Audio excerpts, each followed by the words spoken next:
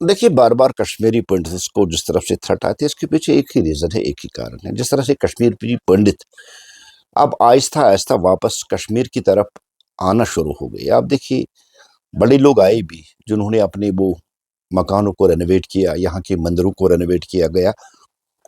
चाहे प्रधानमंत्री उस योजना के तहत अब कश्मीरी पंडित वापस कश्मीर आ रहा है और बड़े लोग आए भी हैं। पाकिस्तान की एक हमेशा पॉलिसी रही है कि कश्मीरी पंडित उसको कश्मीर से भगाया जाए और 90s में भी सेम वही हुआ।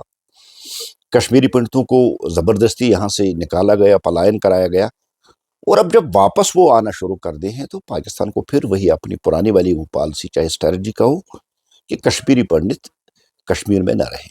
और ये फ्रस्ट्रेशन इस वक्त सबसे ज़्यादा बढ़ गई जब यूएस एम्बेसडर जम्मू कश्मीर आके कश्मीर में स्टेटमेंट देता है कि जम्मू कश्मीर भारत का अभिन्न अंग है, इम्पॉर्टेंट हिस्सा है।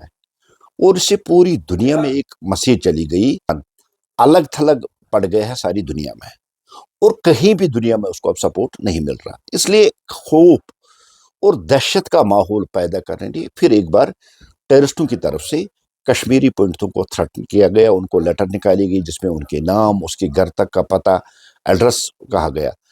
लेकिन कुछ चीज़ें ऐसी है कि गवर्नमेंट को भी इन पे सीरियसली उस पर काम करनी। कश्मीरी पंडितों की सेफ्टी और सिक्योरिटी सबसे प्रायोरिटी होनी चाहिए क्योंकि अब आहिस्ता आहिस्ता वो यहाँ आ रहे हैं। ठीक है, वो यहाँ कॉलोनियों में रह रहे हैं या कहीं वो दूसरी जगहों पर रह रहे हैं जहाँ ऑलरेडी सिक्योरिटी है, लेकिन जो लोग जॉब के लिए बाहर जाते हैं या जो काम के लिए बाहर जाते हैं उनकी सेफ्टी और सिक्योरिटी के लिए मेजर्स उठाने ज़रूरी है। और ख़ासकर उस टाइम जब पाकिस्तान थ्रेट पे थ्रेट दे रहा है, बार बार उनको डराने की, बार बार उनको मारने की धमकी दे रहा है।